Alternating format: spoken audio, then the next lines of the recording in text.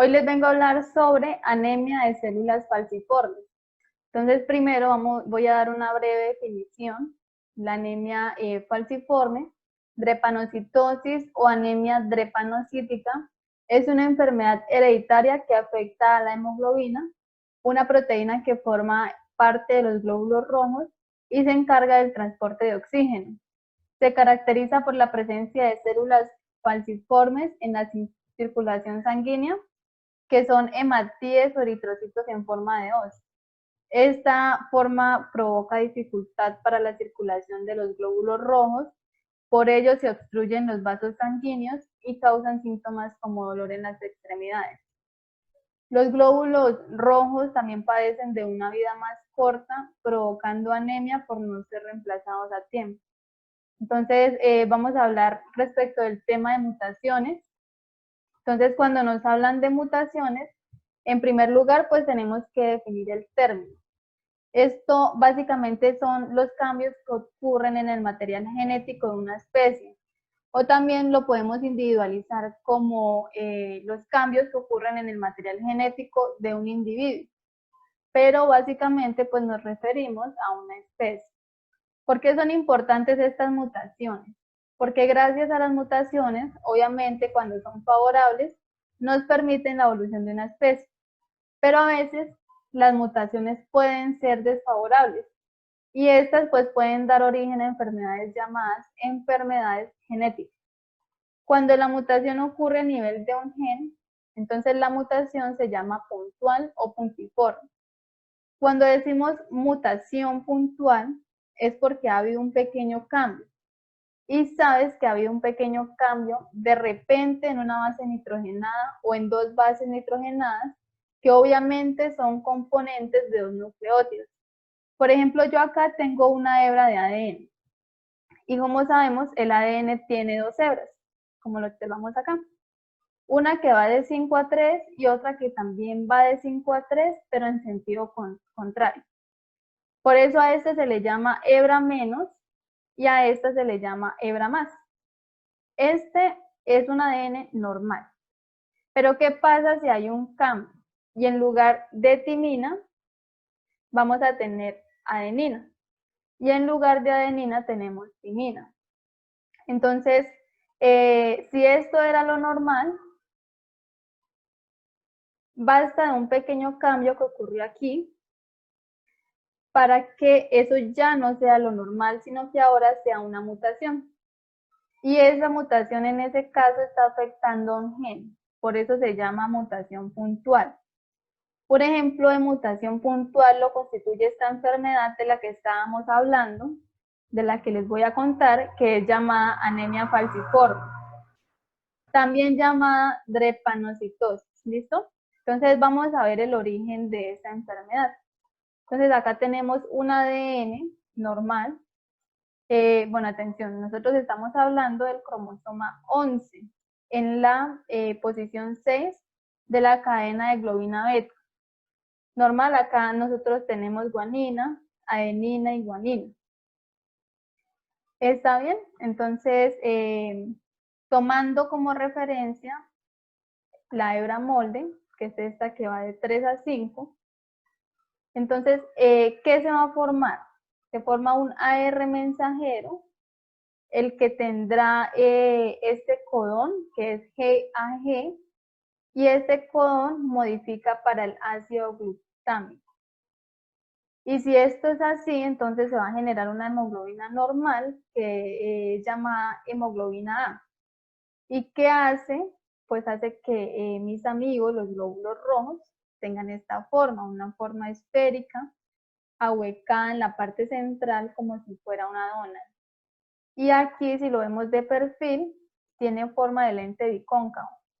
Esa forma de los glóbulos rojos es porque tienen hemoglobina A y hace que se pueda deslizar fácilmente y pasar a través de los vasos más pequeños que se llaman capilares. Bueno, pero ¿qué pasa si ha habido un cambio? ¿Y cuál es ese cambio? Que acá nosotros tenemos adenina y acá nosotros tenemos timina. Entonces la hebra molde también cambió. Aquí está de esta forma y aquí la observamos de esta forma. Entonces, cuando se forma el ARN, vamos a tener un codón que es GUG. Ya este no codifica el ácido glutámico, sino que en su lugar vamos a encontrar la valina.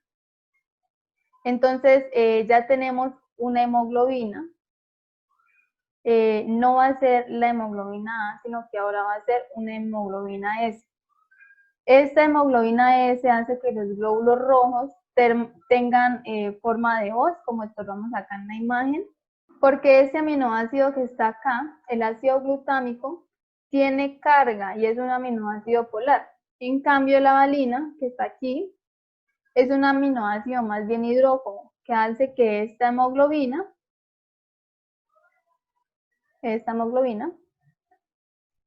esté alterada y la forma del glóbulo rojo también. Y es allí que ocurre un problema. El problema es que cuando esos glóbulos rojos se desplazan entre los capilares, como observamos en la imagen, se van a aglutinar formando trombo y eso hace que se obstruya el vaso sanguíneo, produciendo un cuadro de isquemia. Aparte de que esos glóbulos rojos ya no van a conducir tan eficientemente el oxígeno y va a faltar en los tejidos. Entonces aquí estamos frente a un caso de anemia falciforme o drepanocitosis. ¿Y por qué se produce? Porque tiene que haber esa alteración. Es una enfermedad autosómica recesiva. Si se casan dos personas, por ejemplo, normales, ¿existe la posibilidad de que salga alguien con anemia drepanocítica? La respuesta es que sí. Y esto es un ejemplo de enfermedad de mutación puntual o puntiforme, ya que estuvo afectado un gen, en este caso el gen responsable de la producción de hemoglobina A, y observen que el cambio ha sido solo en una base nitrogenada. Bueno, los signos y síntomas de la anemia de células falciformes suelen aparecer alrededor de los 5 meses de edad, varían de una persona a otra y cambian con el tiempo.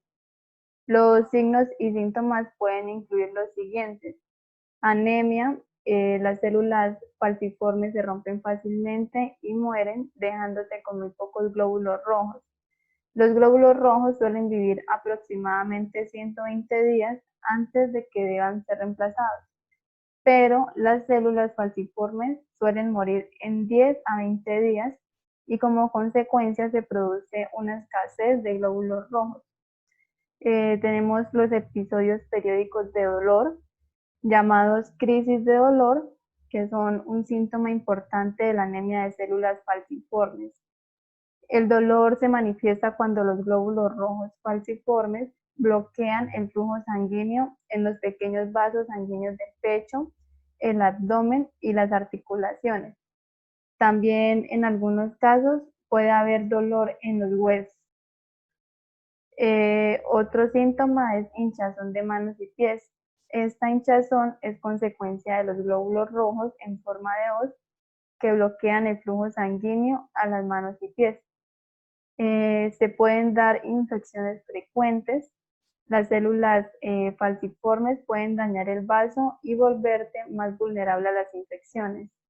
Normalmente los médicos les dan vacunas y antibióticos a los bebés y a niños con anemia de células falciformes para prevenir infecciones potencialmente mortales como la neumonía. Está el retraso en el crecimiento. Los glóbulos rojos proporcionan a tu cuerpo el oxígeno y los nutrientes necesarios para el crecimiento. La escasez de estos glóbulos rojos saludables puede hacer más lento el crecimiento de bebés y niños y retrasar el inicio de la pubertad en adolescentes.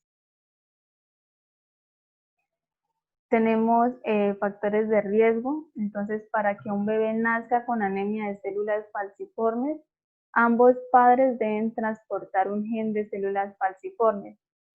Bueno, esta anemia de células falciformes puede provocar varias complicaciones, como accidente cerebrovascular, Las células falciformes pueden bloquear el flujo sanguíneo hacia un área del cerebro.